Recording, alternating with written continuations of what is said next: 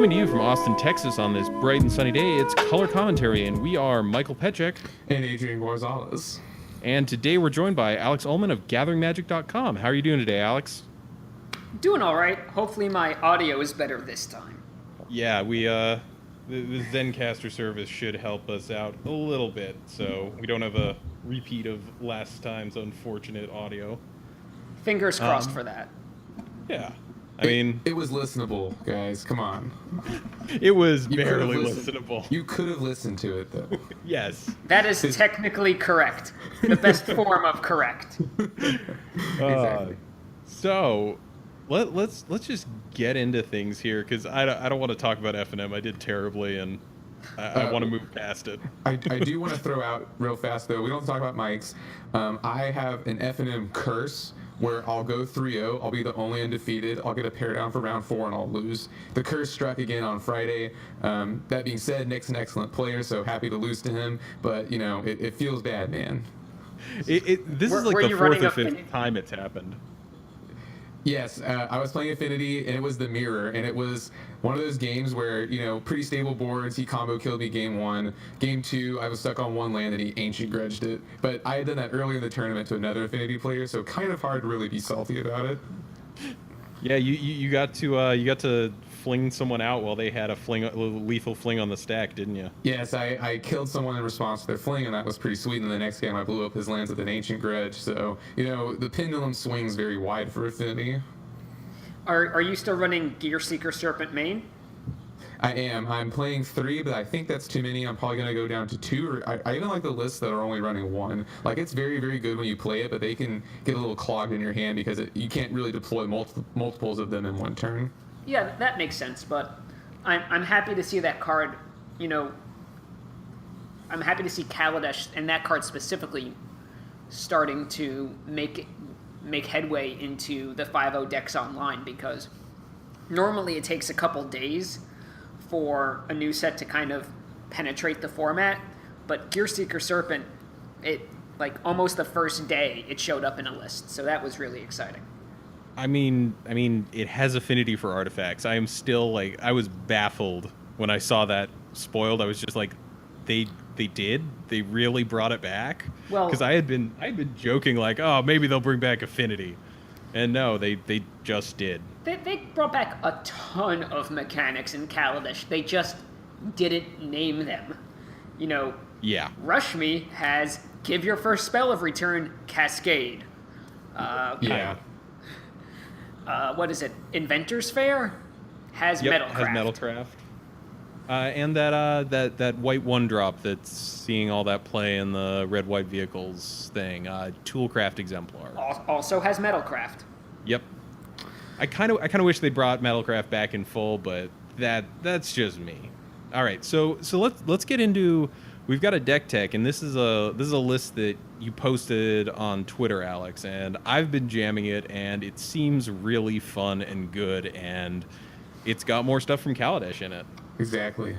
Yeah, so anyone who follows me for the past 6 months or so on social media knows that I'm a big fan of core Skyfisher white aggressive decks, and I was playing them a lot before Eterno Masters got on Magic Online, because I really love the interaction of Thraben Inspector, which is the 1/2 for white with Investigate, so it comes with a clue token, and Core Skyfisher, you know, just gives you tons of value for not much setup. But when Drake hit, the deck was just too slow. It was a very grindy, aggressive deck, you know, kind of something you would call mid-range aggro, but it just had problems punching through and adjusting to the new metagame. So I had something absurd, like a 72% win rate with the deck on Magic Online leagues, and I ended up hanging it up. And when Kaladesh came out, I was really excited for the opportunity to try a new top end.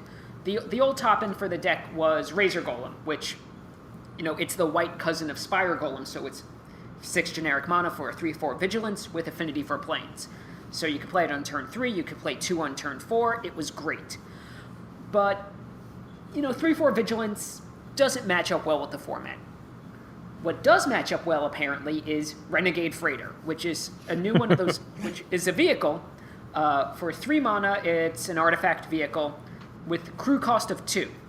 And that seems right in the sweet spot of where you want to be with vehicles, because you don't want to run too many 1-drops with 1 power, because they're kind of mediocre or bad in the mid to late game. But Pauper has so many 2-drops that, or rather creatures with 2 power or 2 toughness, that 2 power is fine on turn 7, 8, 9. It's not ideal, but it's far from, well, I just lost the game. And what's really great about Freighter is that it's a 4/3, but when it attacks, it gets +1/+1 in trample. So it's actually a 5/4. And that's really, really good. Because the only thing that blocks it and lives, besides, Ulamog's Crusher, which is kind of on the fringes of the metagame, is, that 1 copy of Gearseeker Serpent that Affinity runs these days. So, it's just this really great aggressive top end for any kind of aggro deck that has trouble closing out the games. So, I was talking with Jason Sirichoke, Jay Siri on Twitter, and a bunch of other people, you guys also, and ended up settling on this list, which is kind of a very low-to-the-ground aggressive deck that tops on Renegade Freighter. So, you have 18 planes, 4 Elite Vanguard, 4 Thraben Inspector, 3 Acacian Javelineers, 2 Sunlance, 4 Journey to Nowhere, 4 Skyfisher, Core Skyfisher, 4 Squadron Hawk, 4 Loyal Cathar, 4 Bone Splitter, and 3 Renegade Freighter. But the thing that sets this apart for some of the other monetized version of White Weenie we see running around are the next 6 cards. Renegade Freighter is incredibly vulnerable to Lightning Bolt. It has 3 toughness, and Lightning Bolt is probably the most played removal spell in the format.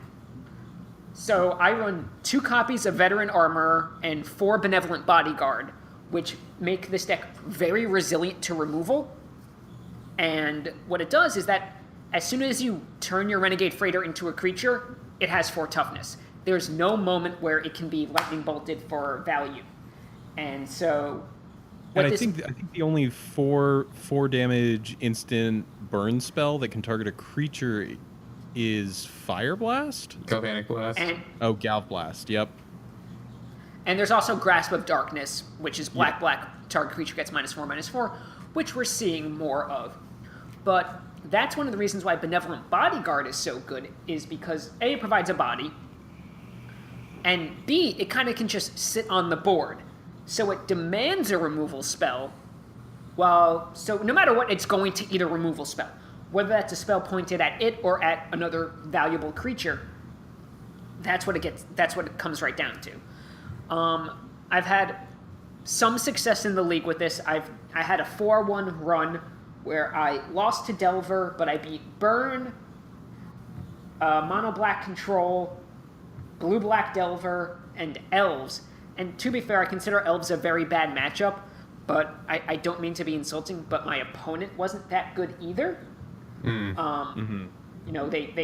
ended up siding into 62 cards at one point and kept a 1-lander, and it was not good. I'll leave it at that. Oof. Yeah. And then in my next...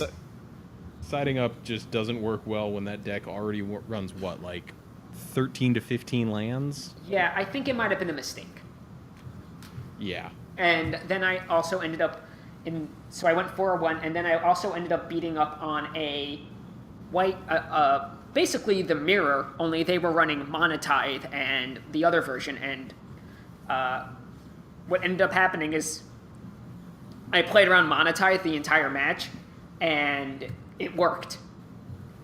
So that's another thing I think this deck gets value out of, is that because it doesn't run Monotithe, people have to respect that you might have it. Mm-hmm. And because the more successful version, the one that's running around right now, also runs not only Monotithe, it doesn't run Renegade Freighter. Instead, it runs a copy of Skyskiff as its top-end vehicle. You can really get people by, forcing them to wait an extra turn. The sideboard is kind of thrown together. It's another Sunlance. It's a Divine Offering, which is 1 and a white. Destroy target artifact, gain life equal to its mana cost. So, I'll gain 6 or I'll gain 7. Yeah, I was going to say Mirror Enforcer seems like prime target for this. There's 2 copies of Lone Missionary, 3 Standard Bearer, 3 Suture Priest, 2 Celestial Flare, 2 Unmake, and a copy of Prismatic Strands. Sideboard is fine at best. Needs some work, but I'm happy with it now. Chances are, because of how many vehicles we're seeing, I'd probably find home for a couple copies of Fragmentize over Divine Offering and some other spells.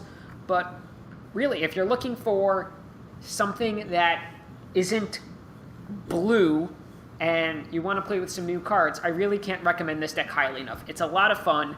It has some really sweet interactions, like you can top deck Elite Vanguard, immediately attack with Renegade Freighter, or you can, accrue Renegade Freighter and then hand it to Bone Splitters, so it attacks as a 9/4 Trampler. I mean, yeah. So I mean, people have been questioning whether it's like people locally have been questioning like whether it's actually as good as it looks on paper, and I keep telling people like it is kind of just a free reckless charge every turn. People keep losing a mic, so. I mean, once you get it online, it's very hard to deal with. Like, it just bashes in for a bunch of damage and it just runs away with games. But I keep telling people like it's a reckless charge that grants trample every turn because you can functionally give things haste. Yeah, it changes the way matchups have to be played. So many of the decks out there, rather during the transition from Eldritch Moon season to Kaladesh season, relied on sorcery speed removal. We see Flame Slash, we see Chainer's Edict, we see Evankar's Justice, we see all this stuff that is sorcery speed, and there's a reason why. Those are all very powerful cards. But what Renegade Freighter and to a lesser extent Skyskiff do is they sit there, and then any top deck suddenly becomes something you have to deal with.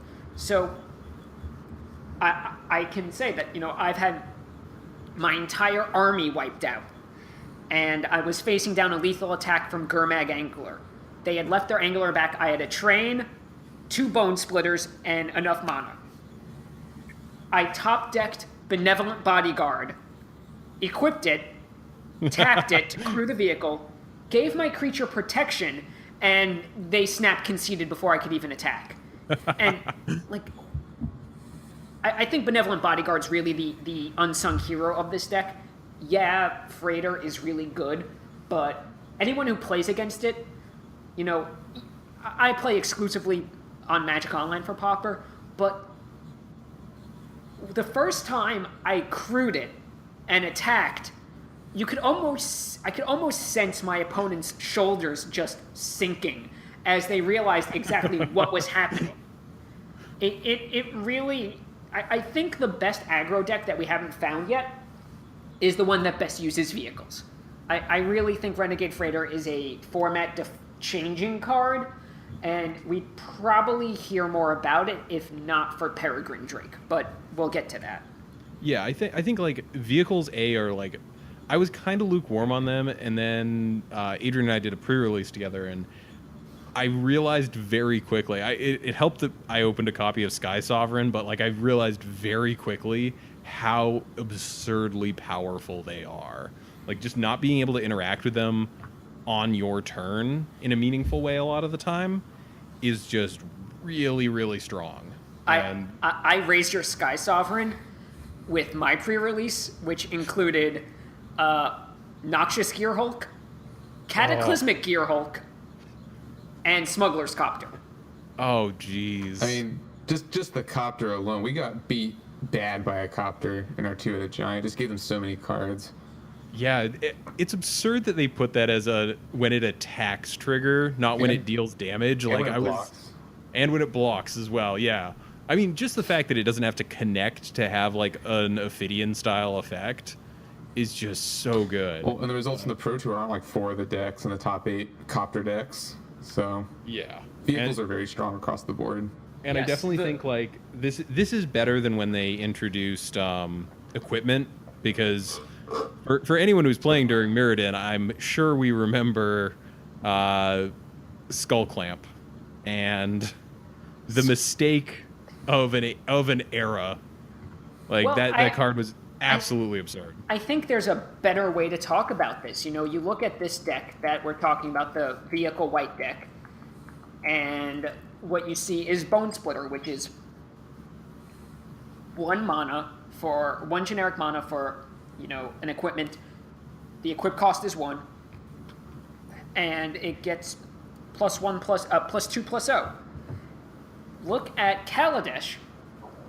You know, you have another equipment out there that gives equipped creature +2 +0 called Torch Gauntlet, but it costs 2 to cast and 2 to equip. So that kind of tells you, like, okay, they figured it out. They figured out that they really screwed up with equipment originally. You know, because like, let's put it this way, Bone Splitter's really good, but it's hardly absurdly broken. It's just very good. Yeah. So and good that that's they what I had- think these vehicles are, is they're just, the ones that are pauper legal at least, are just all very good with the exception of Aradara Express, but they're all just good. None of them feel like they're completely unanswerable threats, or, you know, there's no way to deal with this if Drake gets banned. Like, Yeah. they just all feel really solid. And I think that's the other really nice thing, is that because of where they fall, they're very, very easy to deal with. You know, we talked about Fragmentize. They handle it. Natural State handles the 2 vehicles that get played. Not Natural State. What's the... Oh, I mean, Natural State does, but Natural State's actually from Avacyn Restored, which is 2 and a green. oh God. Destroy no, target no, no, artifact. no. I know the one you're talking about. It's not Natural Order. I forget Natural what it is. End. It's Natural End. Is it? Yeah, Natural End is destroy target artifact or enchantment, you gain 3 life. It's kind of like Appetite for the Unnatural, except better. And then Natural State is the one that's destroy target artifact or enchantment, converted mana cost 3 or less. Yes, and that one seems to be quite good, especially because, you know, against Affinity, sure, you can't hit their big things, but it sure is a 1 mana instant speed Stone Rain on turn 1. Gotta love instant speed Stone Rains. Let's not forget that Ancient Grudge also sees a ton of play and is very good against vehicles. You know, it's another reason why I love Benevolent Bodyguard, because if you manage to crew a vehicle, you can give it protection. So vehicles are that really sweet spot where they're really good, but there are existing answers. Yeah, and I don't think any of them. Yeah, again, like, you know, every so often we get the cards that are good but are obviously broken. Like Treasure Cruise was pretty much immediately clear was not healthy for the format at all. But with this one, it's kind of like, okay, I don't think these will ever need to even be discussed being banned. I'm sure they will be, because if they take off, they will be, you know, someone will want to ban them. But by and large, like, they're just very fair and good cards. Siege Rhino-esque, maybe. No. You got to remember, Siege Rhino in our format is Bleak Coven Vampires. God, I hated that analogy. Sure. But Alex, it ETBs and it drains them. That's exactly the same thing as Siege Rhino. Man, Mike is on full troll mode today. You cannot see me, but I'm doing that thing where I pinch the bridge of my nose and close my eyes. I will say I do really love Bleak Coven Vampires, but I was also in that same camp when the first, what was it, the Mardu kitty lists Yeah. When they first showed up and people were like, "Oh, it's Pauper Siege Rhino," I was just like, it's kind of. I guess I can see the comparison, but not really. I mean, if you really want to talk about what actual Pauper Siege Rhino is, it's probably Grey Merchant of Asphodel because it had a similar effect. But we've gone off on enough tangents about cards that are not common today between Smuggler's Copter and Siege Rhino. I know. I mean, the Pro Tour has been going on, so I've been watching a lot of that coverage and really enjoying it. This has actually been a really good Pro Tour. Not only that, the coverage has been fantastic. But we're not going on this tangent today. We have other tangents to go on. All right, So many tangents. so let Adrian, you want to take us into the maybe board? Well, actually, real quick, Alex, do you mind giving us do you have a quick price breakdown for how much your deck might cost someone who would just want to buy all these pieces up on Moto? No. Unfortunately, like, I will say this. I'm not, I think I said this last time, I'm not as sensitive to what decks cost on Magic Online because part of the reason I write is so I can support my Magic habit, and so I'm able to do that. But what I will say is this, is that if you like Pauper, every time a new large set comes out on Magic Online, so Shadows of Innistrad, Kaladesh, when Amonkhet comes out, I believe they'll continue this, the Deck Builder's Essentials in the Magic Online store each come with 2 of every common in Standard, I believe. And they're $5 a piece. So, you can get, for $10, a playset of every common in the new Standard environment. They don't do it for small sets, so they didn't do it for Eldritch Moon. They probably won't do it for Aether Revolt. But if you like playing Pauper and Magic Online, and then you're like me and you're like, I don't want to wait, I just want to have all the cards right now, it is incredibly worth it if you do have $10 to spare. And that's $10 twice or 3 times a year, and you will get every potentially playable Pauper card in perpetuity, as long as they continue this rollout. And I think that's really a good suggestion, because I kind of do the same thing with paper. Like, every time a new set comes out, I go through the commons, I pick out what I want, and I throw together an order on TCG Player or somewhere like that, and, get everything I need out of the new set just in one bulk buy. I did quickly check on some of the prices in this. The only expensive parts to this deck are sideboard cards.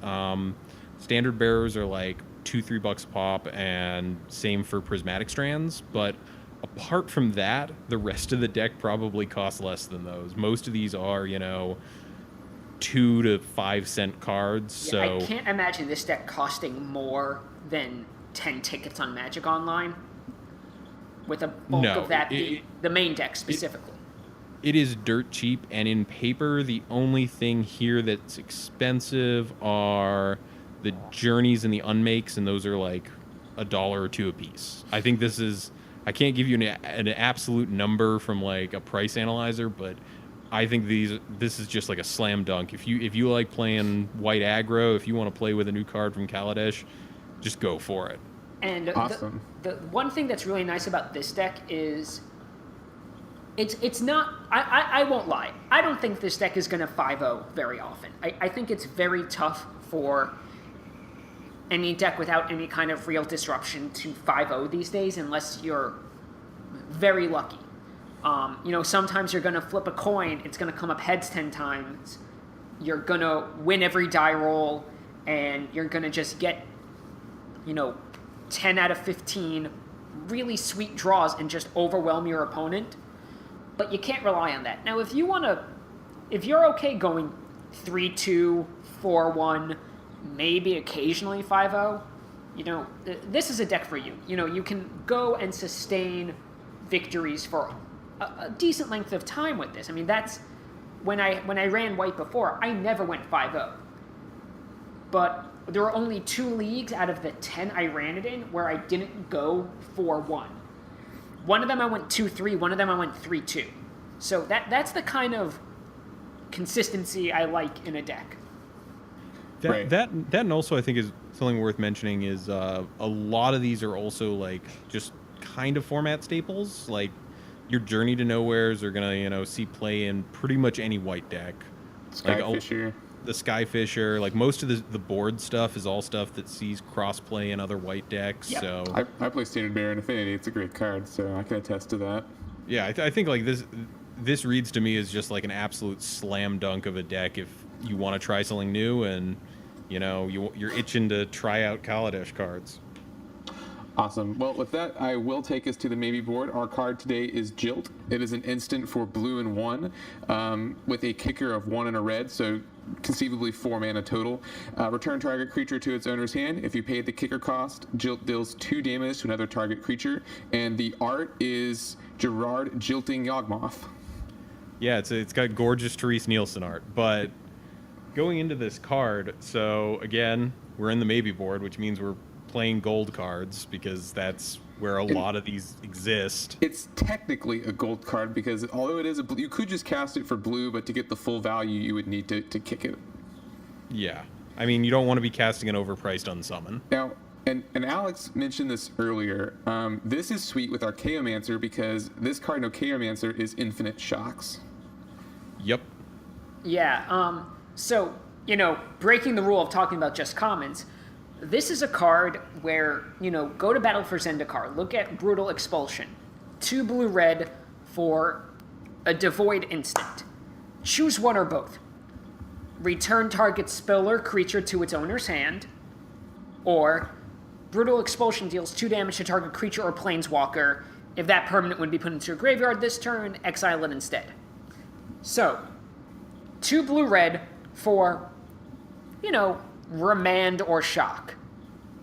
Well, Remand is not really a pauper level card. It's a little higher for that. But more or less, Brutal Expulsion is, Jilt is about 75 to 80% of Brutal Expulsion, and it's a common. Jilt is just one of these super flexible cards. In the early game, it can return a Gurmag Angler and help you stabilize the board.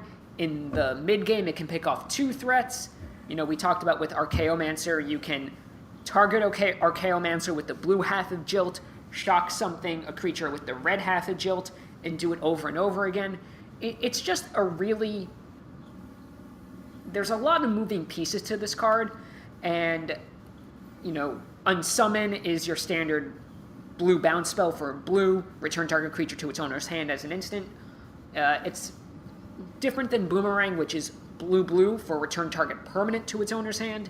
But this is just, Pauper is largely played with creatures, and this is just a nice way to gain a little bit of value in one card.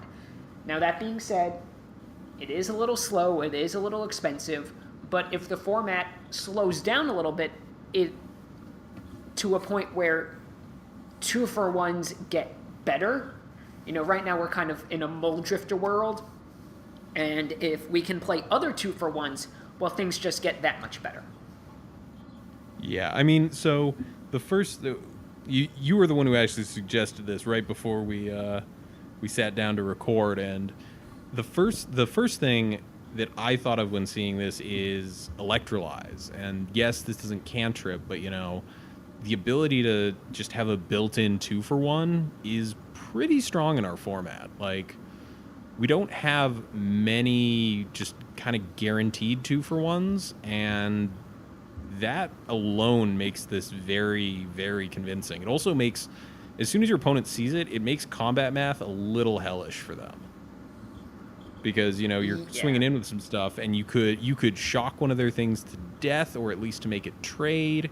You could bounce another blocker. There's so many things that you could do with this, and I just love that it's an instant as well, because, hoo boy, if this saw print today, this is a sorcery effect now.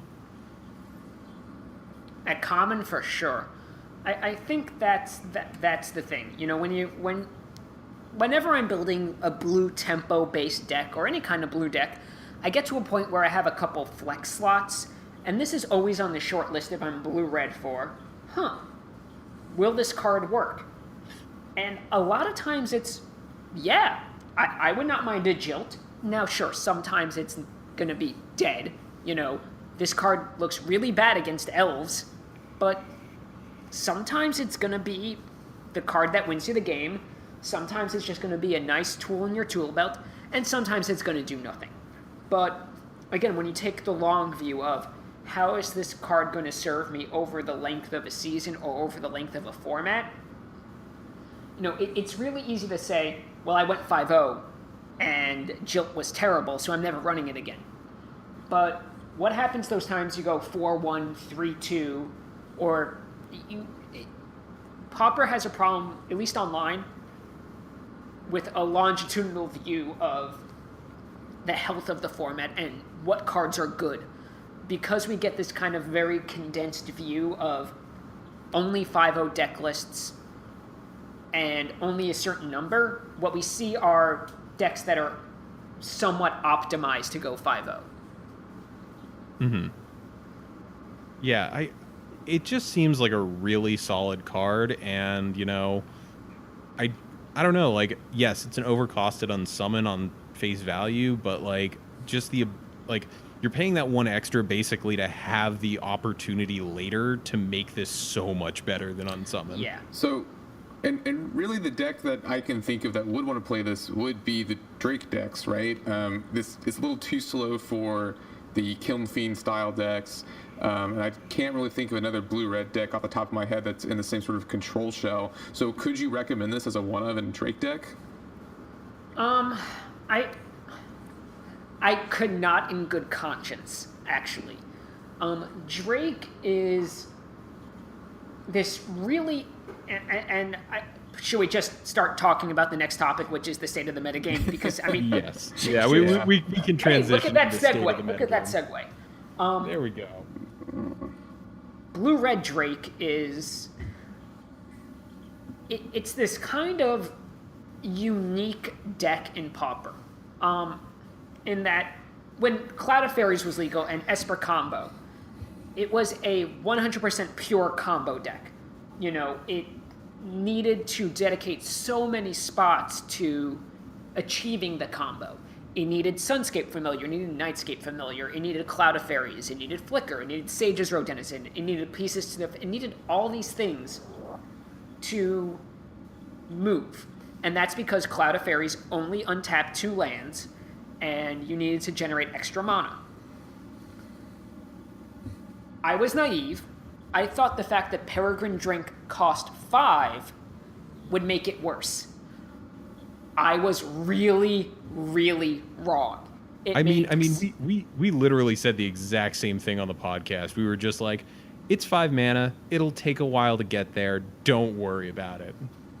We were so wrong. And this is why, because you get to shave the number of slots dedicated to the combo. Yeah.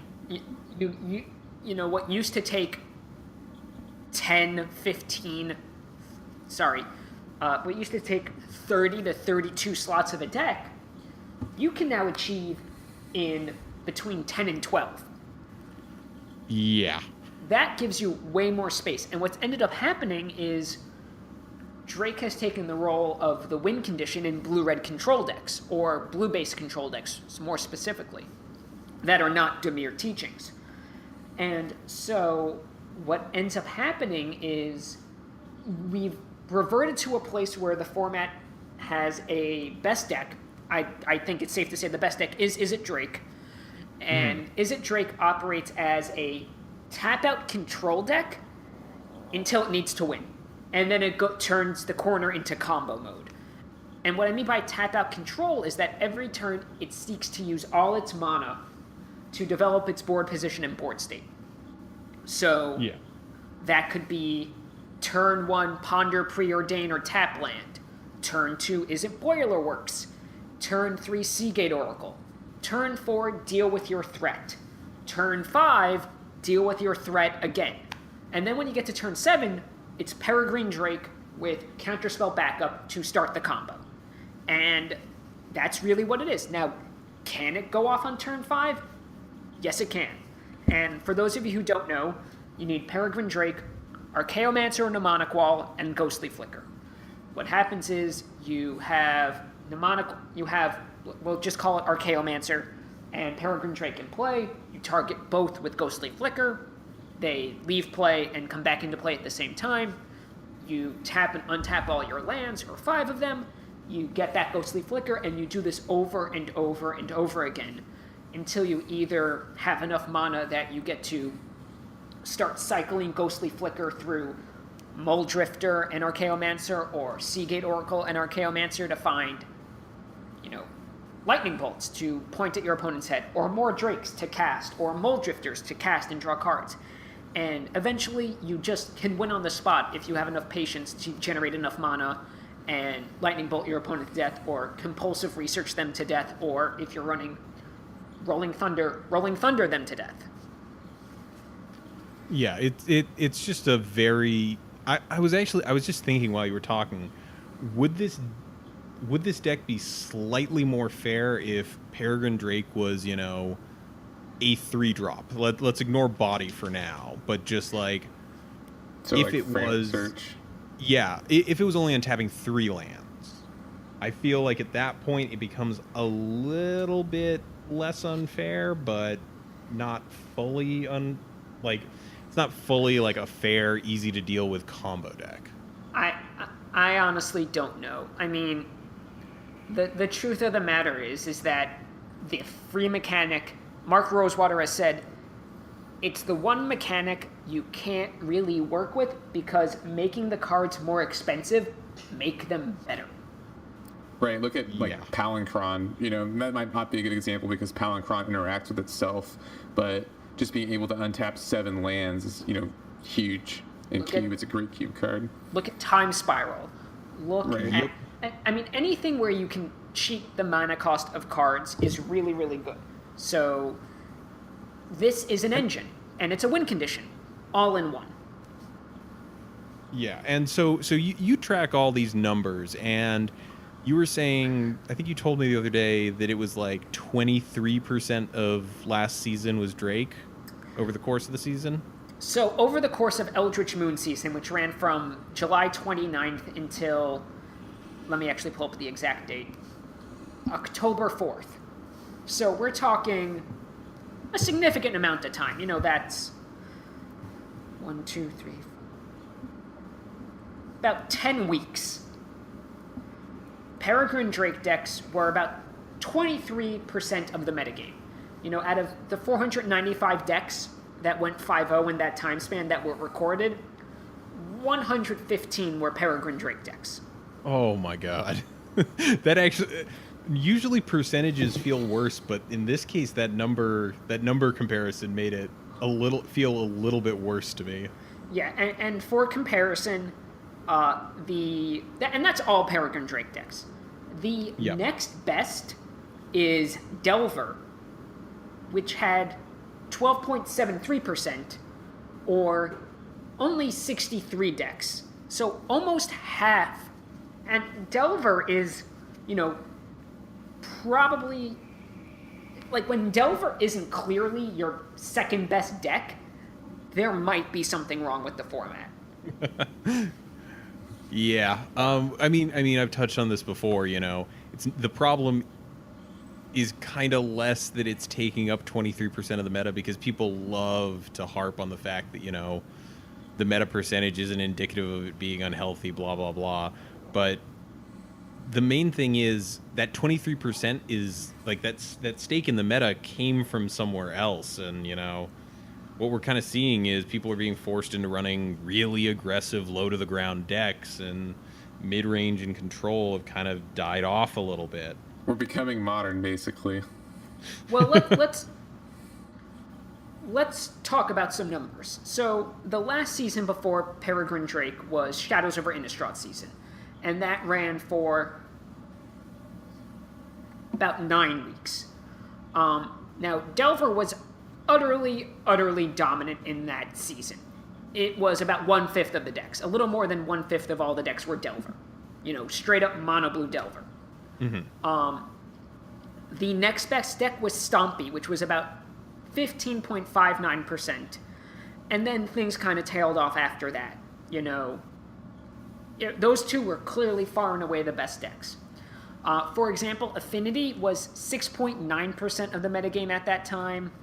Mono Black Control was 8.1. Jeskai Midrange, Jeskai Kitty was 4.66, 4.7%. So, it wasn't exactly a perfect metagame, but the decks kind of existed in clusters. And so while Delver and Stompy were kind of A1, there was a much bigger tier 2. And also, Shadows of Innistrad was hot on the heels of the first season without Cloud of Fairies. So going back to Oath of the Gatewatch, the best deck there, I believe, was also Delver. I gotta pull up my spreadsheet because... Yeah, but back then, Delver was only 14% of the metagame. Stompy was 9.5, Tron was 8.2, Mono Black was 6.5. So things kind of weren't perfect, but they, it's kind of like the Tarkir timeline. Oh man, these warlords are really terrible. Let's go back in time and you just don't fix anything. Everything gets much, much worse for everyone. Things are worse, but different. Yeah. So Eternal Masters was the first season where Drake was legal. And it was 29, almost 29% of the metagame for all of Eternal Masters. Second place then was Affinity at just over 10.5%. Delver was at 8.5% about. Stompy was at 5.3. So Eternal Masters kind of was the big thing that shook everything to its core. Going to Eldritch Moon, Blue Red Drake is 17.17% of the metagame, but Drake overall is 23.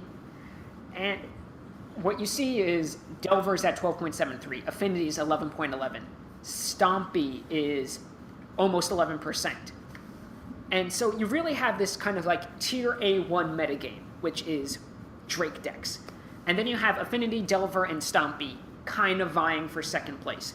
And then there's everything else. And so when that started, I went back to the first day Eternal Masters was legal, which was June 15th. And every day since then, I've totaled the number of decks, the number of Drake decks, against the number of Delver, Affinity, and Stompy decks. So not counting yesterday, which is October 15th, because I haven't entered those statistics yet, Drake has accounted for 26.61% of every undefeated deck. So, out of 947 decks, that's 252. Okay. It's a lot of decks. Yeah, that is not speaking greatly for the health of the format. Although we were chatting about this before the show. There's a weird side effect that it seems like a lot of there's been a lot of like weird brews, kind of like people have been trying out some very interesting lists in an attempt to combat this weird meta. Yeah. And so there's kind of this weird, like, while Drake might not be healthy for the format, in the end, it might actually have forced people to, get out of their comfort zone and try something new, and we might have found some new interesting things to do in this format. Yeah. So, I think what we're seeing now is a real shift. And just so I can say this, both Affinity and Delver have 101 decks in that same time span. Stompy has 83, so that's 10.67% for Delver and Affinity, Stompy at 8.76%. So what we're really seeing is the old best decks aren't great anymore. And I think this is a flaw in the data that we receive, is that we don't know what's going on underneath the surface. What we're seeing is the body of the duck, but we don't see what's going on with its webbed feet underneath. And what it looks like is that the fundamental turn of Pauper has really shifted from turn somewhere between 4 and 5 to somewhere between turn 3 and 4. Mm-hmm. And you can start to see this in some of the choices that decks are making. Stephen Murray, Scottish national champion, he has innovated on Delver by cutting down to 16 or 15 lands, cutting Spire Golem entirely for Phantasmal Bear. Another turn 1 threat, something that can attack really reasonably well, turns into Ninja. You know, it doesn't have as much synergy with Bone Splitter, but sacrifices must be made. You see, there's a player out there who's doing blue-black Delver, and instead of doing just Delver and Gurmag Angler, they're all, I think it's Lazoo, Lazoo, or Zoo.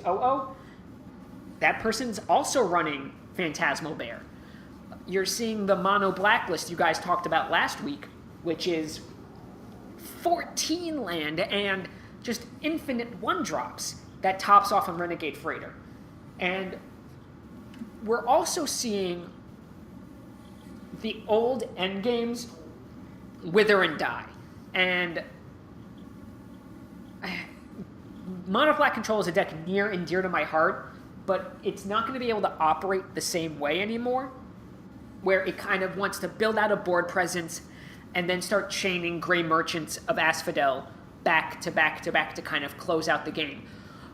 Because that's just, it's not good enough anymore. When Drake can beat you from no matter your life total, you know, sure, it might take a little longer if you're at 30 life than if you're at 20 life.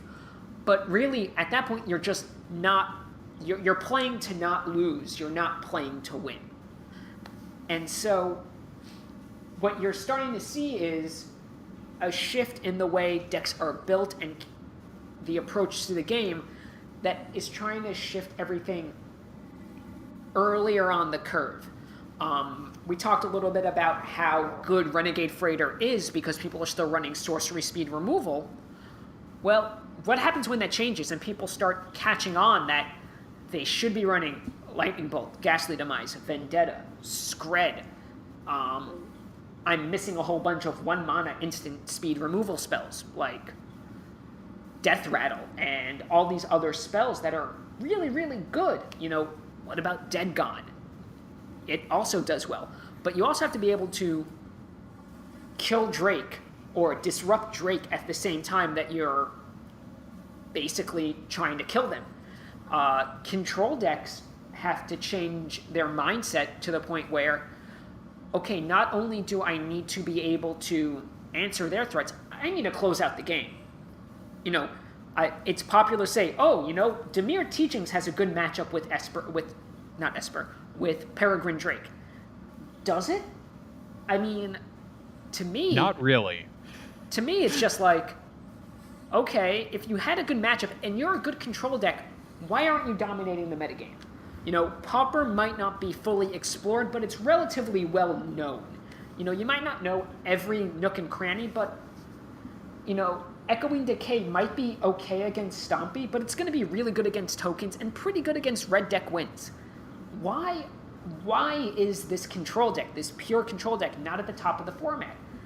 And I'm not trying to say it's bad, but what I do think is that when you minimize your win conditions, in this format, you're really doing yourself a disservice.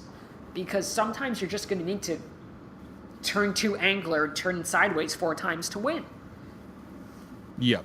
Yeah, no, it's definitely, like, we're being forced into a place where, like, decks that wouldn't usually run sort of a lot of stuff at the low end of the curve are kind of having to move up their game plan. And it's resulting in, frankly, what I think is some interesting things. I don't, you know... I think the cost we paid for it was too high, but, you know, we're definitely seeing, like, innovation in terms of, like, I'm going to try this thing out that is weird and new, and maybe it'll work. I agree. What I worry about is, like, I love Pauper, and I want it to continue to develop and decks to continue to evolve and change. And I think having a Drake-like event to shake up the metagame isn't bad. But what is bad is when it starts to choke out colors, entire colors of Magic. Right now, if you're not running blue or red, you are really, really far behind. Green is only succeeding because of Rancor. I mean, when you look at a green deck, it's Rancor based. And that's fine, you know, Stompy is a good deck. But even in the past, Tron, like traditional Tron, is nowhere to be seen. But even then, it was nominally a green deck. It had Fangrim Marauder, it had Ancient Stirrings. You were seeing other cards see play. White is almost completely absent from the metagame. Black, aside from Gurmag Angler, almost completely absent from the metagame. So I don't think it's bad that we're seeing a shift in the metagame. But if it persists to the point where we're still not seeing anything that's not blue or red in the most played decks, you know, then I think we might need to take a look and be like, oh, okay, is this really healthy? And maybe that means a ban needs to happen. You know, I don't think it's any secret that I'm of the mindset that Peregrine Drake should be banned, but I'm also not of the mindset of, well, I'm just going to stop playing Pauper because I don't like this. I'm going to take my ball and go home. I do want to try and attack Drake. And so how do you do that? You have to disrupt the combo. And that means taking out our Chaomancer and Drake with Ghostly Flicker on the stack, dealing with Ghostly Flicker while it's not on the stack. Or while it's on the stack. Yeah, or in the graveyard. I mean, either one of those angles can help stave off the Drake win. Yeah. So I'm actually curious. I just kind of want to go off on a side tangent and pick your brain because so the banned and restricted announcement, the most recent one, when it was coming up, I was talking with some people and I said that my outside bet was maybe Wizards just finally says, all right, we're pulling the plug on the free spells and Pauper, and maybe we also see Snap leave the format. I'm just curious if you think that is at all possible, because I was thinking just maybe this is just like, you know, they just nip it in the bud to avoid it being a problem in the future potentially. And I promise this isn't just me being salty about Drake or Delver. So when someone casts Snap against me, I'm annoyed. When someone casts Peregrine Drake against me or casts Cloud of Fairies against me in the past, I was dejected. There's a big difference, and part of that is the creatures in like if let's take the white deck for example. If they're casting Snap against you, chances are they're spending, I'm doing air quotes, 2 mana to take care of a 1 mana threat. Yeah. You're coming out ahead. If they do it against a 2 mana threat, you're coming out even. And then what ends up happening is they had to spend Snap and a counter spell to deal with the threat that was on the board. Okay. So the fact that they spent 2 mana and 2 cards, in your mind, that's not the end of the world. I think that because there are so many creatures with strong enter the battlefield abilities, Snap is probably worse in aggressive decks than Vapor Snag. Okay. I think that, you know, if they ban Snap, you're not going to be... I'm not going to be upset.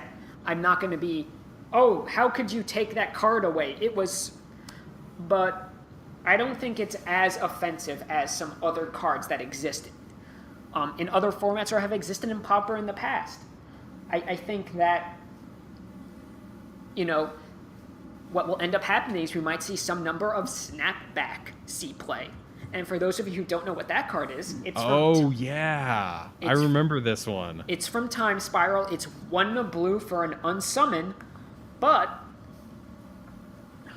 I want to make sure I'm getting this right. I think it's just exile a blue card. Yeah, you can exile a blue card from your hand to bounce a creature. So that's not a bad card.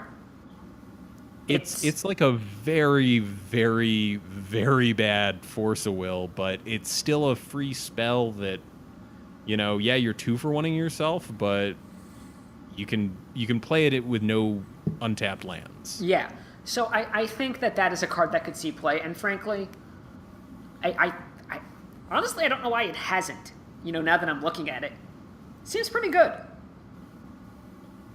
Yeah, I mean, I think part of it is that Snap is also technically quote unquote free, and doesn't 2-for-1 you, but yeah, but think of the salt equity you could get when you tap out, and then someone just slams their angler, and you go snap back, and they just they're in a rage and they take a hammer to their computer and they smash it, they disconnect, and you win. Think of that equity. Well, You I mean, ruined it's also someone's kinda, day. It's also kind of in the delve spot of or not delve, daze.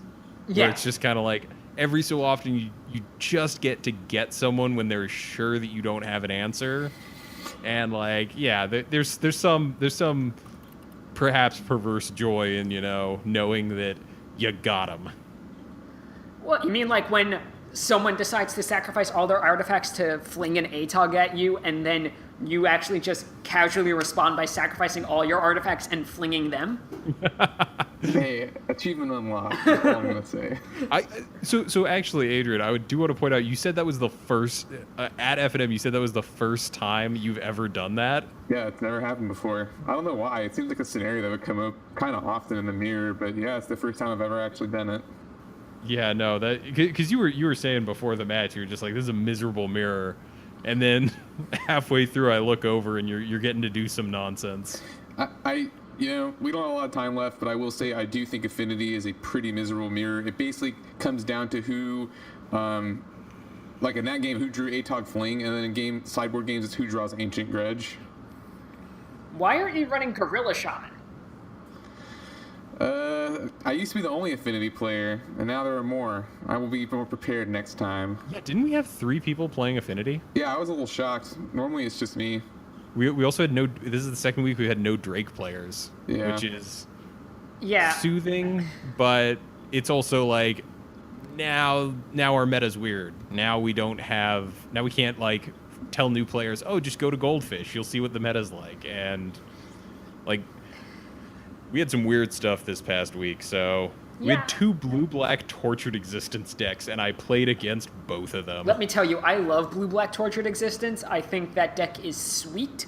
I like looping Muldrifter with Grave Scrabbler, but that deck is way too grindy for the current metagame, at least online.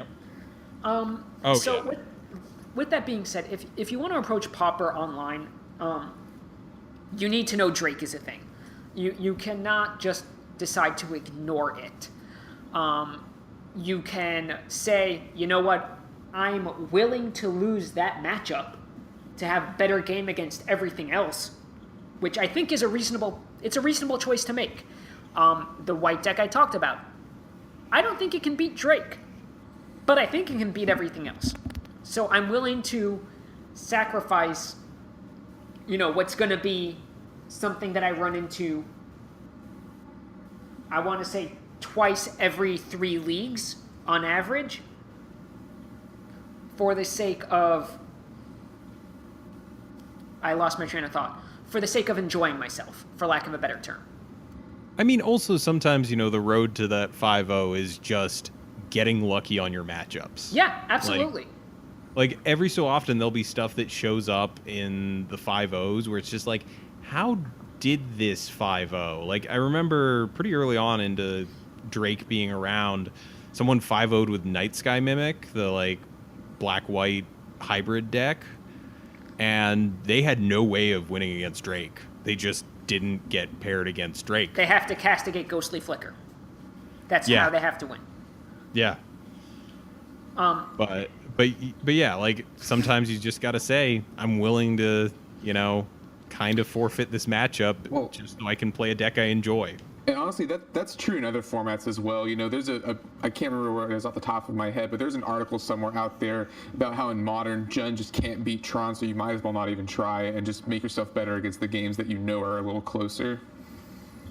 Yeah, that is a legitimate thing that I think people underestimate in Pauper is the oh god, it is sacrificing matchups. You see it on the Reddit all the time of, well, I want to beat everything.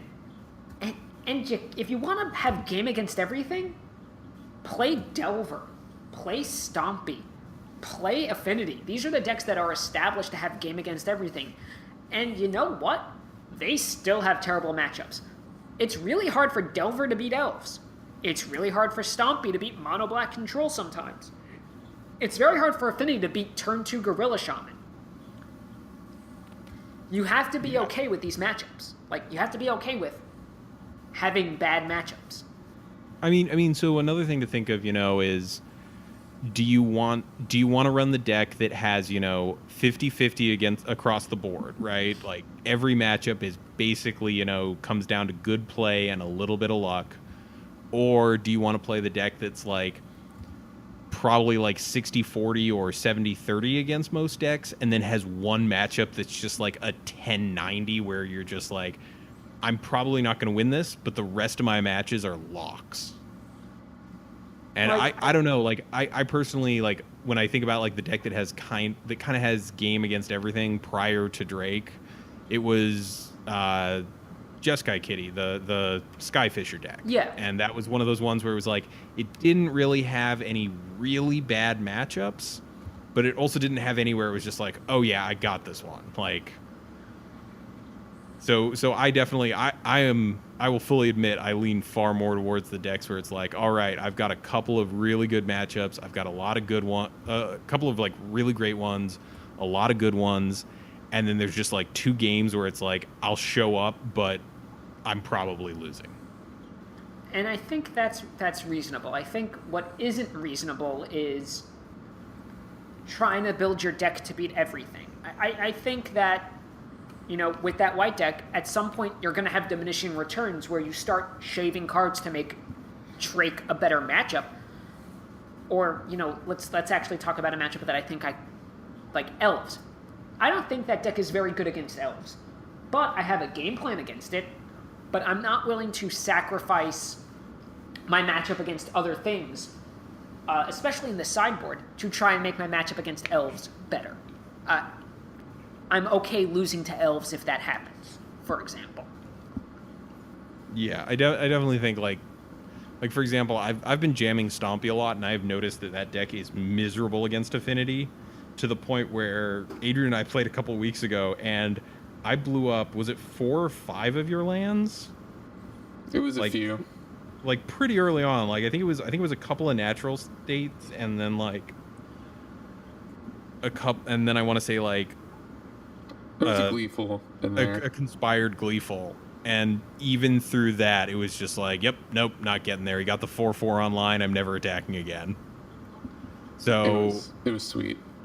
yeah, I definitely think there's something to be said for just kind of cutting your losses and just being like, all right, I know I can't win this one. Let me just shore up my sideboard against all my other matchups to make those even better. Yeah, and, who knows? Maybe Wizards has taken the stance of, we're only going to ban things in Pauper once a year. Maybe they think that Drake is not that bad for the metagame, although I think it's... Considering the numbers I see, I actually think it's the former. I think they don't want to ban things more than once a year. And I can respect that. I really can. I may not agree with it, but I can respect it. People always ask about like why Wizards doesn't pay more attention to the format. We're not the format that's moving sealed product for them. Like I show up at pre-releases, and I think that's almost exclusively, besides the times where I'm just like, I want to buy a cardboard lottery ticket. I think that's the only time I crack packs open, and or like drafts. But I definitely think that they probably don't have us super high on their radar, and for a good reason. Yeah, and So, I think, that's another discussion of how to make Pauper more part of the business plan without sacrificing other resources. Because that's the thing. You can say, oh, all you have to do is ban it. I'm like, yeah, but that takes person hours to make sure that it's correctly banned in Magic Online. There's not a zero cost. Yeah, I understand that programming might be... I don't understand programming, and it might be something that takes an hour or half an hour, but then it's making sure that it didn't screw up everything else. And so, I would just like to point out that for a while, Mitgo had a bug where, was it Relic Seeker from Origins? The promo one was glitched out and did a different thing than the regular one. So, you know, from what I've heard, Magic Online is kind of a patchwork of about a decade worth of code that doesn't always interact nicely. So I think it is a very much a non-zero amount of time to make sure that works. yeah, and it's taking someone away from coding the new set to do that. And yeah, it sucks for us, but I'm willing to say, okay, it's going to suck for a little while. Oh, but they can keep making Magic Online work, and they can keep making Magic cards, and I get to feed my addiction for the next, 5-6 years. I'm okay with that. And I don't know. I definitely I kind of wish they'd ban Drake, but at the same time, I'm also, an adult who can handle, waiting 3 months for the next BNR. And I think, pretty good odds of it getting banned there. And we can kind of lay this to rest. I'm looking at the time, and we're a little over an hour. Alex, would you like to give whatever plugs you want for where we can find you? Where your articles are, all that good stuff. Sure thing. You can find my new articles on gatheringmagic.com. They usually go live every Tuesday. That is unless I have something special going on. Like when I have preview articles, they go up at various points of the week. You can find me on Twitter at nerdtothecore or facebook.com/nerdtothecore. And that is where you can find me. I also do news posts for gatheringmagic.com. So when someone wins an event, like in about 8-9 hours when the Pro Tour is over, I'll be writing an article about that too. Yep. I believe, if I remember correctly, on Gathering Magic, if you can find one of Alex's articles and you click the word Pauper on it, that should show you all of his stuff for the format. Yes, it will show you all the Pauper stuff and not who won Grand Prix Sao Paulo 5 years ago.